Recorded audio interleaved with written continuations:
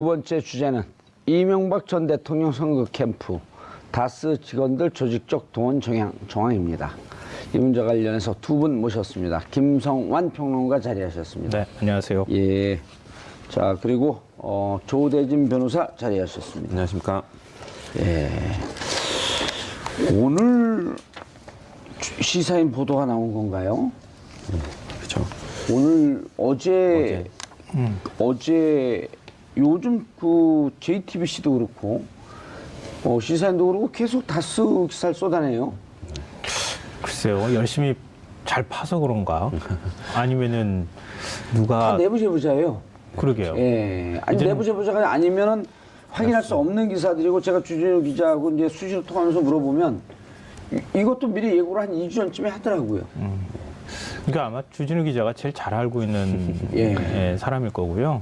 그동안에 다스 문제를 계속 추적을 해왔으니까 아마 얘기들을 계속 수집을 했을 거고 예. 일부는 제가 보니까 그 주진우 기자가 취재를 해가지고 넘겨주는 것 같다는 느낌도 받아요. 근데 네. 5월 9일 전국 유치된 이후에 네. 내부 제보가 막 쏟아진대요. 그렇죠. 다시. 이렇게 권력 무상이라는 얘기가 이럴 때 써야 되는 거는 근데 봐요. 뭔가 그분이 이렇게 좀 구두쇠고 뭐 잘 안 베풀고 그런 거에 대한 후과 아니겠어요? 근데 또 약간 좀 긍정적으로 평가하는 사람들 입장에서는 예. 깔끔한 사람이다, 성격이. 그러니까 어. 돈도 이렇게 우리 보통 뭐 이렇게 주면 주는 대로 막 받는 사람들 있잖아요. 예. 나중에 그런 사람들이 꼭 걸리거든요. 예. 한 번 받더라도 깔끔하게 뒤처리하는 사람들이 있거든요. 약간 좀 업무를 할 때도 좀 그런 스타일에 가깝다, 이런 이제 평가를 하니까 그래서 그런지 모르겠는데 저도 이제 다스 문제라든가 뭐 도곡동 땅 문제, BBK 문제 이렇게 막 그 관련된 내용을 살펴보기도 했었는데 네. 중간중간 이렇게 고리가 하나씩 이렇게 살짝 빠져 있는 느낌을 받게 돼요. 근데 최근에 나오는 얘기를 들어보면 그 고리가 대략 이렇게 얼개가 맞춰지는 것 같은 얘기들이 계속 그렇죠. 나오거든요. 퍼즐이 다 맞춰져 나가요. 네, 조금씩 맞는데 그 틈새를 메워주는 게 그러니까 요 며칠 사이에 나오는 것처럼 JTBC도 보도하고 뭐 시사인에서도 보도하는 것처럼 다스 직원들, 내부 직원들의 얘기를 통해 가지고 나온다는 거죠. 예. 원래 그 사람 거예요. 그 사람이 왕회장이었고요. 예. 오면 다 보고했고요. 뭐 이런 얘기들이 이제 나오기 시작하는 거죠. 알겠습니다. 자, 두 분 말씀 나누는데 조대진 변호사님 아까 소개했죠? 안 했나요? 네, 하셨습니다. 예, 밥만 먹고 오면 이게 정신없어갖고. 자, 시청자 여러분들께서도 샵5490으로 다양한 의견 문자로 보내주시기 바라겠습니다. 페이스북 라이브로도 시청하실 수 있습니다. 자, 이제 법률가신데, 네. 법률가들이 제일 흥미진진해 하실 것 같아요. 요즘 뭐 무슨 중요한 드라마, 참가 방패. 뭐 최종이 보는 것보다도 더 막 떨리고 나올 때마다. 예, 요즘 영화가요. 영화 하시잖아요. 영화 사업 하시잖아요. 제가 지난주에 꾼 봤거든요, 꾼. 네네. 그게 재밌는데 평상시 같으면 한 700~800만쯤 갔을 것 같은 게 이제 400만 간신히 넘어갔더라고요. 그렇죠. 요즘 뭐 그 영화계에 계시던 분들이 웬만해서는 뭐 재밌어가지고는 최순실 못 이긴다. 그래서 지금 뭐 근데 원래 또 최순실 배우에 MB 있었다. 네, 더 지금 뭐 2탄이 나와버리니까 뭐 지금 정신을 못 차리고 있는 상황입니다. 예. 예. 자, 그런데 MB 상황은 보통 사람이었으면 이 정도로 증거가 차고도 넘쳤던 거 아니에요? 그렇죠. 그러니까 지금 이 정도의 증거들이 나오는 거는 당사자들이 말을 안 하고 있었다 정도밖에 못한 그 얘기를 못할 것 같고요. 그러니까 충분히 이제 말할 기회는 있었지만 이제 정권 뭐 예를 들면 권력을 가지고 있는 사람들한테는 나 혼자 이걸 얘기해봤자 뭐 얼마나 효과가 있겠느냐라고 해서 입 다물고 있다가 이제는 분위기 자체가 이제 쏟아져 나오니까 그럼 나도 알고 있는 것을 이제 나도 말해도 되겠다라는 부분들이 본물 터지듯이 이제 나오는 것 같습니다. 예. 김성환 평론가님, 네. 저희가 지난해 10월 말 11월에 촛불을 들었을 때 그때 이제 탄핵이 가결이 될까 이런 거에 대해서 이제 많은 분들이 좀 의심 내지 우려를 네, 했잖아요. 했죠. 그럴 때 공무원사에서 무슨 얘기가 돌았냐면 좀 지나면 공무원 사회 내부에 특히 이제 블랙리스트 이런 거 관련해서 알고 있는 내용들이 너무 많았고 내부의 제보가 보물처럼 터져갖고 나올 것이다. 그리고 또 공무원들뿐만 아니라 공무원들보다 한 발 비껴나가 있는 공기업 근무자들. 네. 해도 넘어가다 보니까 이제 뭐 이런 상황이 좀 빗발칠 것이다. 그런데 지금 다스 얘기도 다스 직원들이 종로 국회의원 선거 때, 시장 선거 때 다 동원됐다는 얘기가 보도 나온 거 아닌가요? 그러니까 이거는 전제가 좀 필요한데요. 예. 이명박 전 대통령의 어떤 그 97년도 이제 총선 출마해가지고 96년이요. 96년도 출마하고 2002년도 이제 그때 서울시장 선거 출마하고 예. 그럴 때마다 다스 직원 한 10여 명 정도가 십수 명이 동원돼서 선거 캠프로 가서 일했다. 월급은 다스에서 줬다. 이런 얘기가 지금 나오고 있는 거고요. 그리고 이제 그 이명박 전 대통령 운전기사인 강모 씨라는 분이 있습니다. 예, 2000년까지 근무를 했었어요. 네. 근데 강 씨도 이 다스에서 급여를 받으면서 운전기사 역할을 했고 또 선거 참모 역할들을 중책을 또 맡아가지고 했다. 이런 얘기가 나오고 있는데 그 시점을 맞출 필요가 있는 것 같아요. 제가 볼 때는. 예.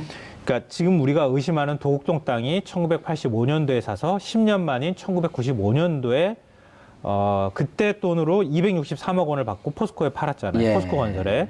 그래서 실제로 아마 돈을 손에 쥔 것은 한 200억 원 남짓 될 것이다. 예. 이렇게 우리가 좀 추정해 볼 수 있고요. 근데 다스는 김재정 씨, 이명박 전 대통령 처남이 1987년도에 이 회사를 설립합니다.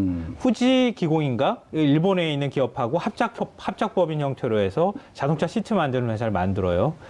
그때 이제 현대자동차가 한창 부품 국산화를 추진하고 있던 시점이었거든요. 근데 이명박 전 대통령이 이제 현대건설 사장이었기도 하니까 아마 내부 정보를 갖고 있어서 여기에 투자하도록 했던 거 아니냐. 근데 김재정 씨는 당시에 돈이 별로 없는 사람이었다. 어떻게 만들 수 있었을까? 여기 이제 의혹이 있었고 거기에 이제 나중에 이상은 씨가 그러니까 사돈격이 되는 거죠. 이명박 전 대통령 형인 이상은 씨가 거기에 지분 투자를 하는 형식으로 그러니까 후지기공이라고 하는데 지분을 사는 형태로 예. 네, 사는 형태로 들어갑니다. 들어가고 난 다음에 그 이후에 95년도에 이제 땅을 팔고 거기서 돈을 이제 누군가가 쥐고 있었겠죠. 그때 땅을 다스 도곡동 땅을 판 돈이 30억, 50억, 10억 이렇게 그 뭉치로 나눠져 갖고 은행에 4년짜리 4년, 5년짜리 정기 적금으로 들어가요. 예. 그리고 그게 이제 99년도에 정기 적금을 만기 일주일 10일 안 두고 그 저거예요. 빼가지고 깨면서 이제 돈이 김경준 다스로 씨가 만든 BBK 예. 쪽으로 넘어갔다. 그렇죠. BBK로 다스로 갔다 이제 들어갔다. BBK로 하는 거죠. 네. 이제 그렇게 지금 얘기가 되는데요.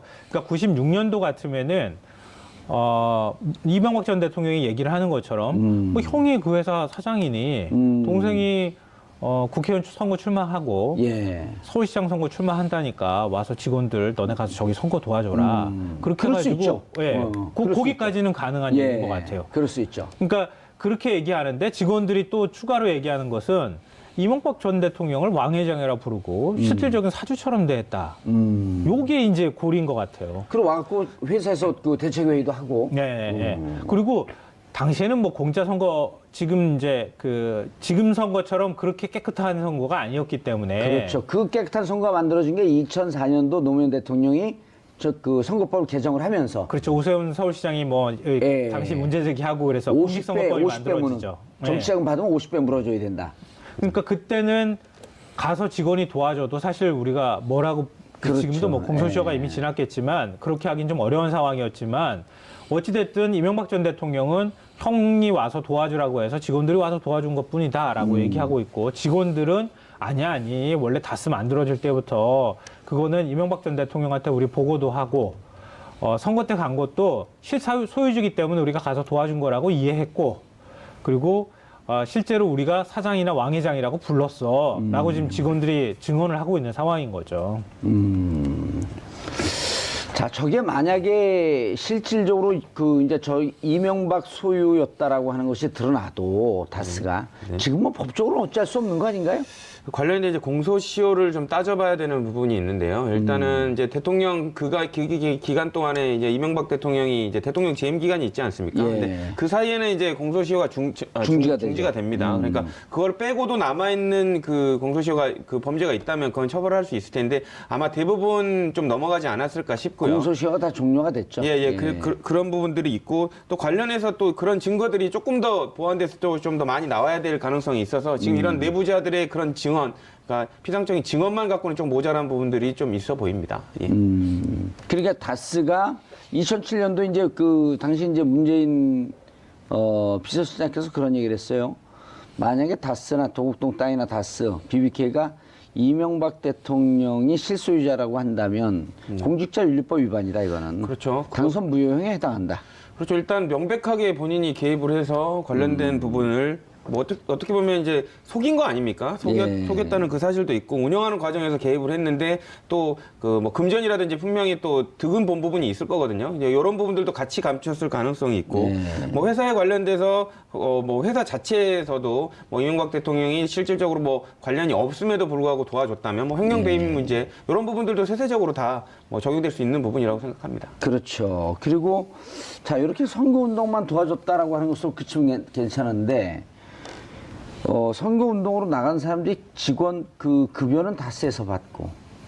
그러니까 요즘 같으면 이거 불법이죠. 명백한 불법이 되는 거죠, 그죠? 심각한 불법이죠. 말이 안 이건 되는 거죠. 당선 무효형에 해당하는 거죠. 그렇죠. 예. 선거법도 위반이 되고요. 회사 측에서는 그 돈을 배임 횡령. 예, 배임 횡령도 되고요. 그렇기 때문에 뭐 당사자는 왜냐하면 이제 선거운동원 뭐 의원님 더 잘 아시겠지만 선거운동원도 지정을 해가지고 관련된 비용도 뭐 회기 안에서 지출을 할 수 있게 돼 있는데 그 돈을 뭐 딴 데서 지원받는다면 뭐 100명, 1000명 뭐 임의적으로 할 수 있는 상황이 아닙니까? 그러니까 예. 선거의 불공정성을 또 이렇게 조장할 수가 있기 때문에 그 부분도 신고한 범위 내에서만 해야 되는데 딴 데서 돈이 나왔다? 그러면 그건 명백하게 선거법 그렇죠. 위반이죠. 예. 며칠 전에 그 좀 안타깝지만 그 최명길 국민의당 의원이 의원직 200만 원 때문에 상실했잖아요. 네, 맞습니다. 근데 그분이 뭐 때문에 그랬냐면 정식 선거운동 등록된 선거운동원 말고 자원봉사자 형식으로 해갖고 SNS 활동하는 그 콜센터를 운영을 했던 거예요. 그 컴퓨터 몇 대 네, 두고. 네. 근데 이분들에게 그냥 자원봉사 진짜 오면 문제가 없는데 돈을 자원봉사인 것으로 위장하고 사실은 선거운동 비용을 줬기 때문에 이게 불법 정치자금, 불법 선거운동이 된 거거든요. 그래서 됐어요. 그러니까 저분들이 선거운동원이 아닌데 와갖고 선거운동을 하고 다스로부터 돈을 받으면 지금 같은 경우는 완전 당선 무효형이죠. 네, 그렇죠.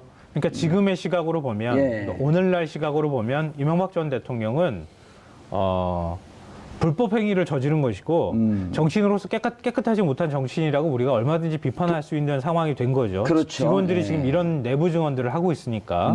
근데 이명박 전 대통령은 그렇게 얘기할 거예요. 아마 제가 추정컨대 오늘날의 잣대로 그때를 보지 마라. 그때를 보지 마라. 20년 전하고 지금은 다르다라고 네. 하는 것 하나하고 앞서 얘기 잠깐 나왔던 것처럼 아니 그 당시에는 형이 동생 뭐 선거 나온다고 하는데 도와주는 거 그거 얼마든지 있을 수 있는 일이다. 예. 별 문제 아니다 이렇게 얘기를 할 거라고 생각됩니다. 그리고 이제 뭐 도덕적으로 하자가 있다. 여기까지 법적 문제가 없어요 현재까지는. 네, 네. 뭐 원래 뭐 지저분한 사람인 줄 알았는데 뭐 그렇다 이렇게 뭐그 정도는 할수 있을 것 추측하면 같아요. 되는 거예요. 네, 근데 네. 이제 문제는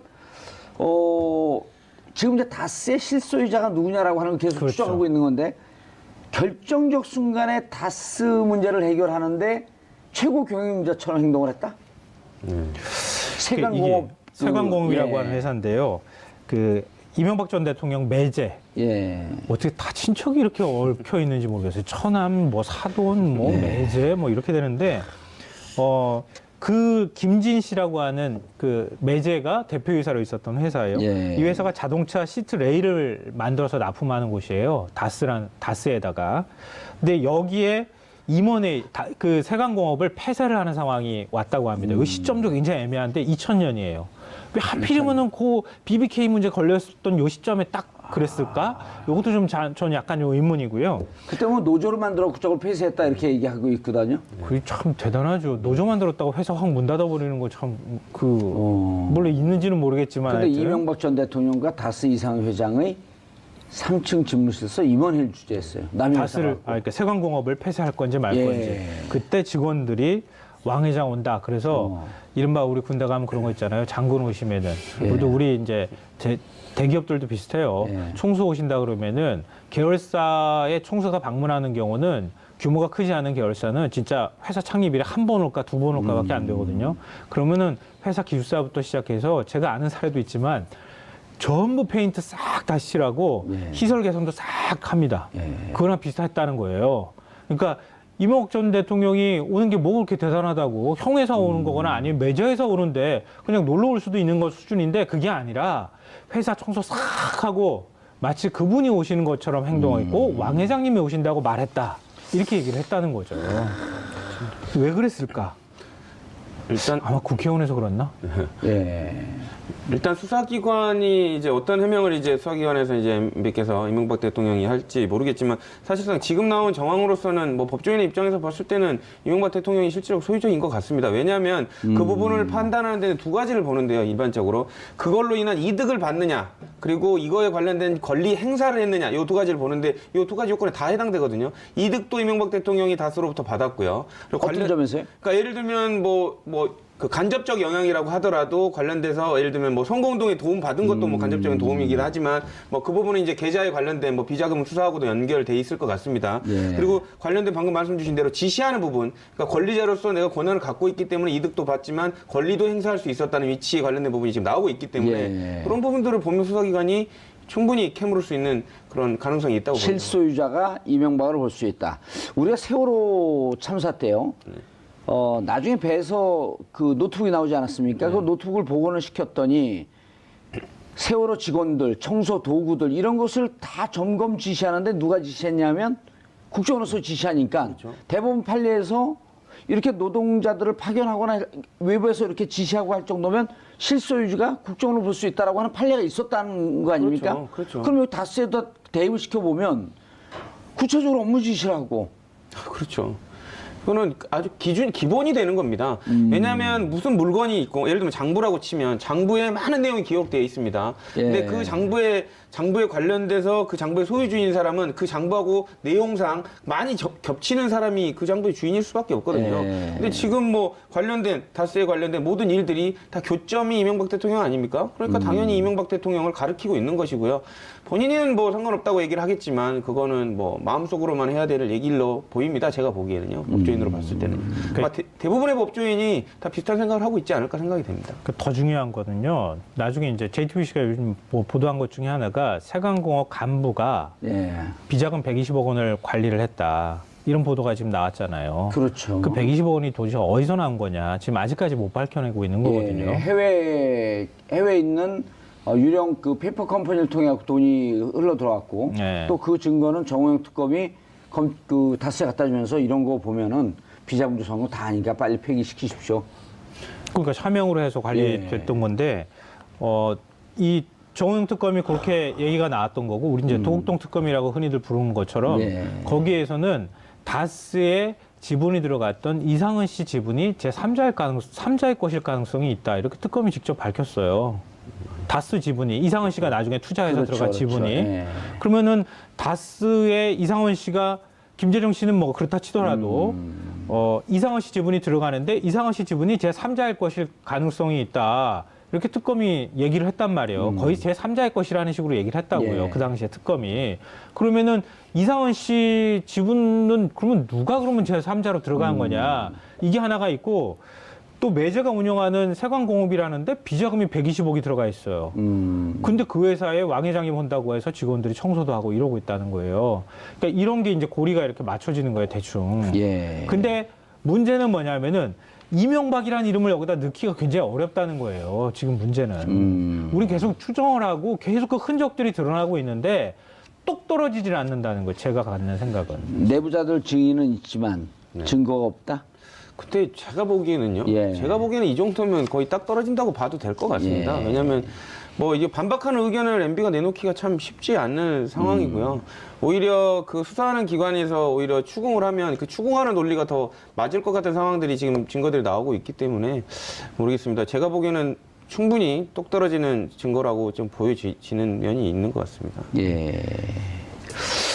자, 이것도 한번 좀 그 들여다봐야 되겠는데, 신안은 없다라고 하는 체교. 이거 나중에 영화로도 그 드라마로도 만들어지지 않았나요? 예. 그러니까 아랍에미리트 왕세자가 이 신화는 없다 보고 난 다음에 감명 깊어가지고 문화부 장관인가? 예. 그 감명 깊어가지고 지난번에 그 초청했잖아요. 그거는 좀 그게 그 신화는 없다라는 책이잖아요. 그리고 또 임종석 그 비서실장은 군 장병 위로한다고 해서 거기 가 있으니까 또 MBC는 정상화 되자마자 이명박 자원외교 그 문제 찾으러 갔다. 그러니까 청와대는 근거 없는 낭설이다. 근데 왜 그 추정이 왜 나오냐면은 저는 뭐 보도는 못 봤어요. 예. 보도는 못 봤는데 그 아랍에미리트에 우리 파견돼 있는 아크 부대라고 하는 게 있단 말이에요. 그게 일종의 이제 협력단 같은 거예요. 그러니까 직접 이렇게 뭐 무기를 소지해가지고 막 하는 거라기보다는 평화유지군 같은 건가 네, 보죠? 군사훈련 같은 거 시켜주고 뭐 이런 예. 형태예요. 그게 아랍에미리트 왕세자가 요청을 그 왕세자를 이른바 이제 우리 원전 수출을 하기 위해서 이명박 전 대통령이 뭔가 이 협력을 증대할 수 있는 방법이 없느냐라고 해서 고안해낸 방법 중에 하나예요. 그러니까 당시 이제 왕세자가 그 프랑스하고 원전을 아랍에미리트가 계약을 하는 쪽으로 가니 예. 우리 쪽에서 보면은 야 이거 프랑스하고 계약할 것 같은데 우리가 좀 방법이 없겠습니까?라고 고민을 했던 거죠. 그때 이명박 전 대통령이 뭔가 좀 대책을 찾아보자고 해서 만든 게 그 왕세자도 요구하는 바가 그 군사적 협력이란 이런 것들까지 좀 했으면 좋겠다. 그래서 이제 아크 부대를 파견을 했다는 거죠. 그러니까 원전 문제하고 고리가 만들어진 거예요. 오래됐네요, 그러면은. 그렇죠. 이명박 전 대통령 재임 시절에 있었던 일이에요. 그러니까 아크 부대가 파견된 거는 원전 때문에 파견이 됐다고 해도 과언이 아니라는 원전을 거죠. 수출하기 위해서 전제 조건으로 끼어팔기 쉽게 얘기하면. 그렇죠, 그렇죠. 약간 그런 형식이었던 거예요. 협력을 증진하고 늘려나간다고 하는 명분을 가지고 이 원전 들어가면서 수출하면서 부대가 같이 가서 군사적 협력을 하기 위해서 들어갔던 거예요. 그러니까 실제 전투 부대는 아니고. 그러니까 이번에 아크 부대에 가가지고 임종석 비서실장이 거기도 방문하고 뭐 이렇게 하니 이게 원전 수출에 대해서 약간 우리가 수출을 해놓고 난 다음에 한국은 왜 원전 탈핵이나 이런 거 얘기하느냐라고 하는 불안한 시각이 있는 건데 그걸 뭐 잠재우기 위한 용도냐 아니면 또 다른 용도가 아니었느냐 뭐 여러 가지 추정이 나오는 거죠. 예. 어쨌든 신화는 없다 얘기하다가 지금 예, 엉뚱한 데로 좀 얘기가 빠졌는데요. 이 책을 이제 사재기했다는 거 아니에요? 네, 그렇죠. 다스에서 다스 관계자가 다스의 돈을 어마어마하게 들어와서 책을 다 샀다는 거예요, 트럭으로. 네. 뭐 두 가지로 볼 수 있는데요. 하나는 뭐 한두 권 사준 게 아니라 그냥 몇 트럭. 그것도 1톤짜리 트럭도 아니고 큰 트럭으로 한꺼번에 사줬다는 것은 뭐 이렇게 합법적인 방법을 가정해서 선거자금 마련해 준 방법도 있는 것 같고요. 예. 그리고 두 번째로는 이 사들인 책들에 있어서 이명박 대통령의 사인을 그 직원들이 대신했다는 뭐 이런 그 주장들도 나오고 있거든요. 그렇기 때문에 사실상 이 정도로 동원되고 자금이라든지 인력이 동원됐다면 뭐 이명박 대통령이 이 다스에 차지하고 있는 위치를 뭐 가늠해 볼 수 있는 부분이죠. 아니요, 이것도 좀 조심해야 돼요. 제가 볼 때는 형이 사장이니까 동생 돕기 위해서 동생이 뭐 좀 자사전 좀 사줄 수 있는 거 아니냐. 그렇죠. 그 당시에는 그럴 수 또 있었다. 형제끼리 우애가 좋아 보이잖아요, 가족이. 그렇죠. 예. 좀 비슷하게 생겼고. 그러니까 그런 설명을 하면 이것도 반론은 얼마든지 가능해 보여요. 그러니까 이명박 전 대통령은 정치인으로서 부도덕할 수 있어요. 이게 예. 만약에 사실이라 그러면 그럼 법적으로 하자가 없는 거죠. 뭐 신화는 없다. 아니 내 동생 정치인 나왔는데 선거를 위해서 열심히 홍보하기 위해서 또 베스트셀러 만들기 위해서 띄우기 위해서 이른바 저 정치인들 그런 거 사재기 좀 하고 그러지 않았나요 옛날에? 그러니까 그런 거 할 때 좀 세게 그렇죠. 베팅한 세게 좀 것 도와줄까? 정도다. 이런 정도는 가능한데 이것도 역시 부도덕하긴 하지만 예. 다스는 누구 겁니까라고 하는 질문에는 대답하기 좀 부족한 건데요. 예, 근데 이제 좀 더 결정적인 조대주 변호사님, 네. 좀 더 결정적인 증언이 나와 시사인 보도에 따르면 이명박 집안의 그 97년서부터 2015년까지가 자그만 78년 정도 일을 했어요. 뭐 가족 같은 사람이 예. 지원을 한 거죠. 뭐 그 운전기사가 관련된 부분을 소상히 진술을 했습니다. 뭐 사실상 모든 그 내밀한 정보는 뭐 가정부, 그러니까 도우미 아주머니나 아니면 뭐 기사분들이 뭐 많은 제보들을 하는데 이번도 아마 비슷한 경우인 것 같습니다. 뭐. 이게 전 제일 중요한 증언인 것 같아요. 다른 건 다 고리가 없어. 다른 건 다 고리가 없는데 김종백 씨네요. 네, 김종백 씨라고 하는 분인데요. 그러니까 1997년부터 3월 24일 정확하게 입사해서 2015년 1월 31일까지 그러니까 이 불과 2년밖에 안 되는 일이에요, 예. 거의. 이때까지 이상훈 회장의 운전기사였다는 거예요. 우리 이제 운전기사의 저주 같은 얘기 하잖아요. 정치인들 그럼요. 사이에서. 정치인들 중에서요, 운전기사가 국회의원 이제 떨어지면요, 의원님 저 이민 가기로 했습니다. 예? 돈 좀 보태주세요. 뭐 이렇게. 아니, 그러니까 그럼 이민 잘 가게 열심히 살게 그러니까 아니요, 제가 비행기표가 없어갖고요. 그래서 그래 비행기표 좀 도와줘야겠네요. 오랫동안 고생했으니까 그냥 한 500만 원 주면 공 2개가 더 필요합니다. 그럴 수 있죠. 그러면 그리고 제일 가까운 제가 데서 좋은 왔으니까. 테이프 하나 갖고 있습니다. 그 조수석에 앉았고 계속 녹음기를 틀어놓은 거예요. 거기서 전화하고 하는 얘기 뭐 그럼 불법한 건 다 거기 걸리잖아요. 그 이제 이른바 이제 운전사의 저주. 그렇죠. 그다음에 구급 격리의 저주도 있어요 또. 그죠. 네? 뭐 그런데 이제 여기 이 운전기사가 다스 운전기사의 이건 저주가 아니죠. 네, 그죠. 혜택이죠. 우리에게 좋은 축복. 우리에게 축복. 뭐라 그랬나요? 이 운전기사가 일종의 이제 집사 역할을 한 거예요. 운전만 한 게 아니고. 네, 그렇죠. 보통 좀 그렇잖아요. 이렇게 오랫동안 했다는 얘기는 다스에 대한 일, 또 그 이명박 전 대통령 개인 일가의 일, 뭐 이상훈 회장 거를 주로 일을 맡아줬겠죠. 근데 그걸 가장 가까운 거리에서 봤던 사람이에요.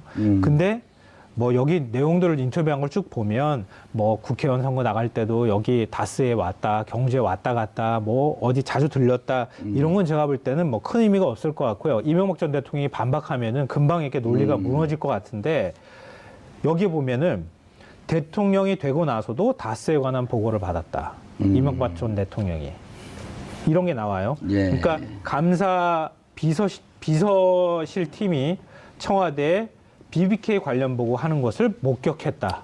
오. 이런 얘기가 나와요.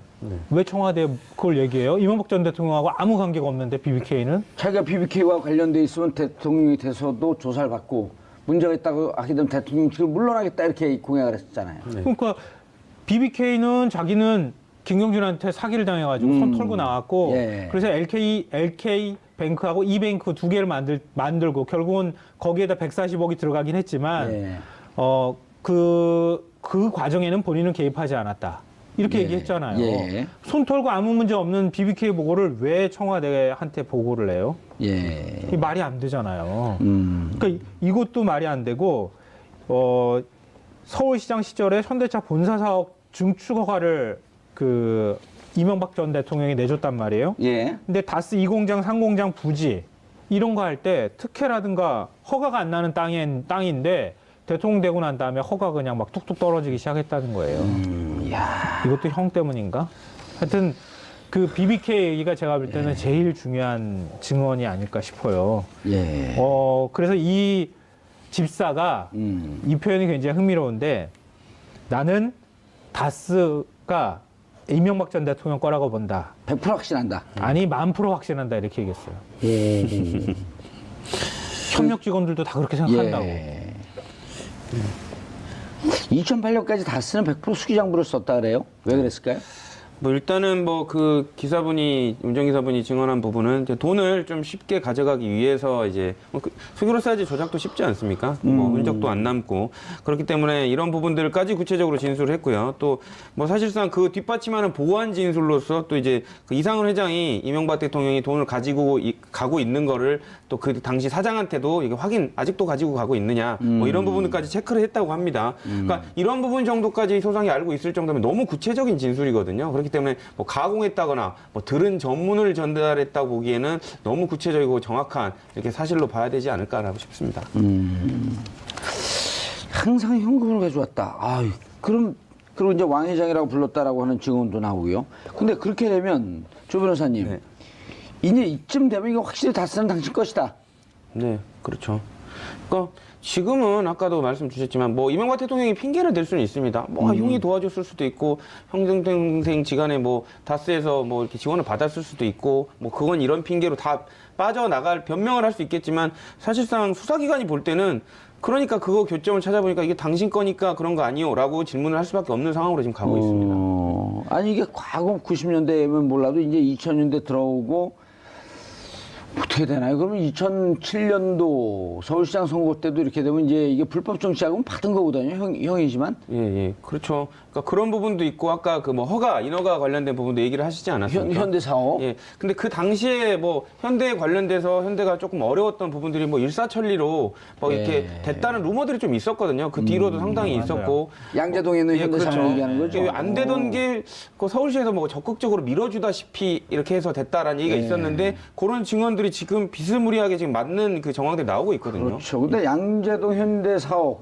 그 현대 사업 2000년에 한 1,000억밖에 안 되던 그 1,200억 정도 되던 다스가 99년, 2000년 네. 올해 보니까 그 2.2조 7천억.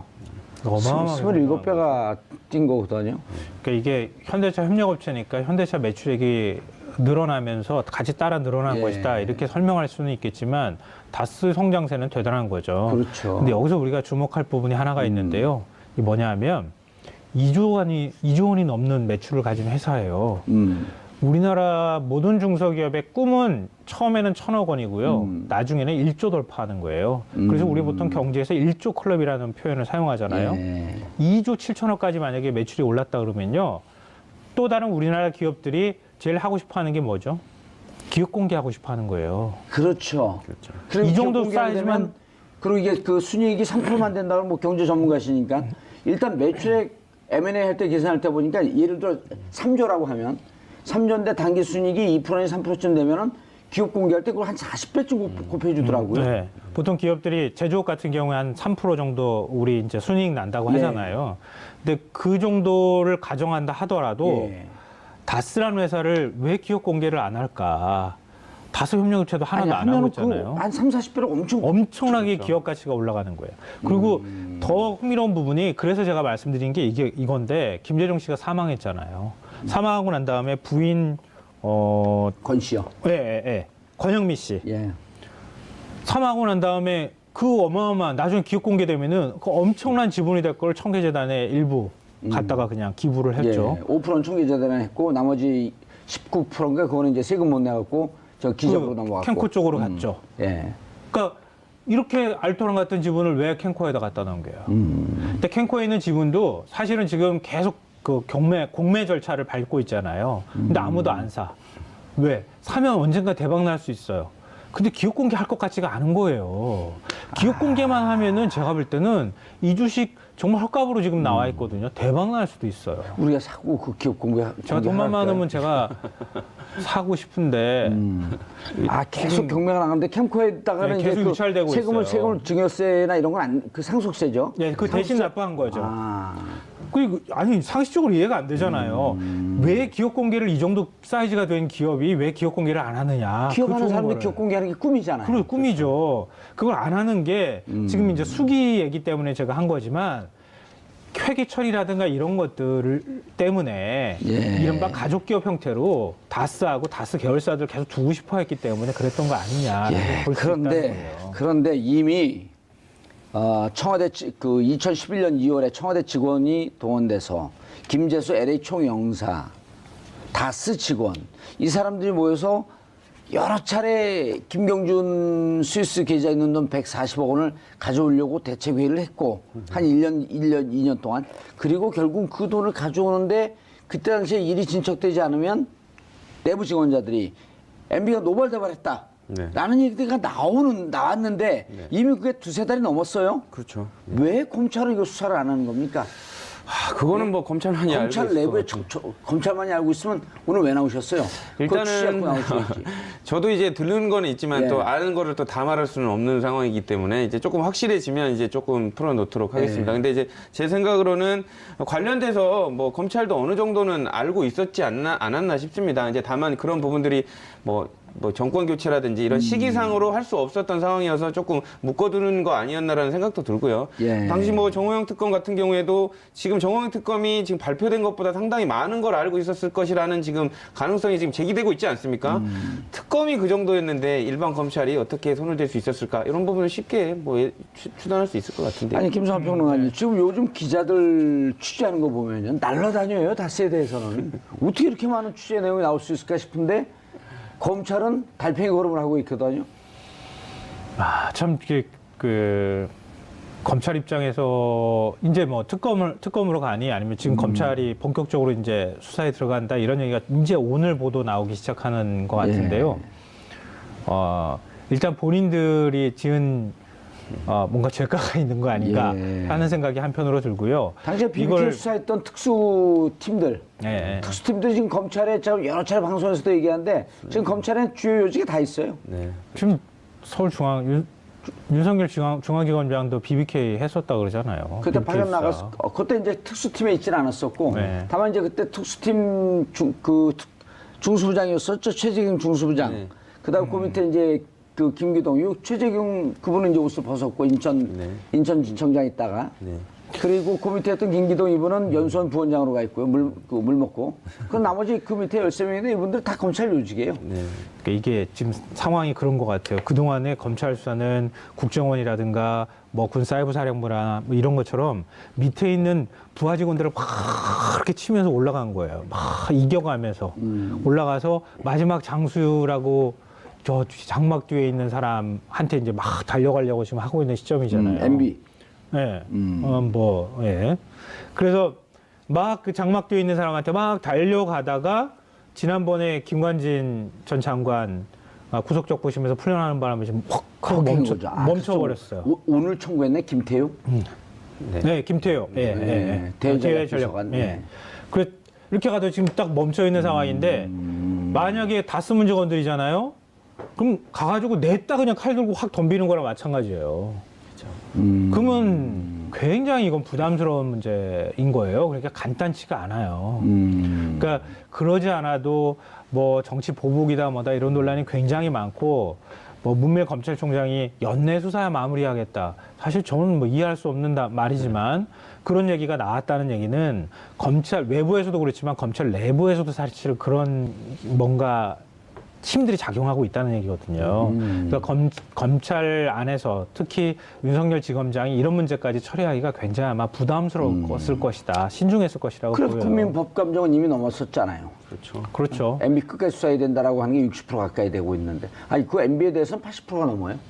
그러니까 그래서 뭐 특검을 해야 된다는 얘기도 현재 나오는 것 같아요. 예. 윤석열 중앙지검장이 있는데 특검해야 된다. 근데 이제 뭐 수사에, 그러니까 명확하게 따지려면 관련자들, 조금이라도 관련자들은 배제하는 게 맞습니다. 맞긴 한데, 굳이 뭐 윤석열 지검장이 그거를 뭐 자기의 뭐 어떤 감정을 앞세워서 수사할 것 같진 않지만, 그럼에도 불구하고 좀 공정성을 갖추려면 뭐 특검을 하는 것도 나쁘지는 않을 것 같습니다. 예, 알겠습니다. MB 문제에 대해서 다 퍼즐이 맞춰지는 것 같은데, 왠지 이상하게 검찰은 좀 주저주저하고 있는 것 같다. 알겠습니다.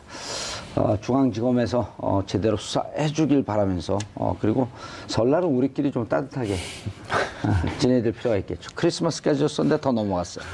자, 12월 10일 화요일 정봉주 품격시대 마치겠습니다. 감사합니다.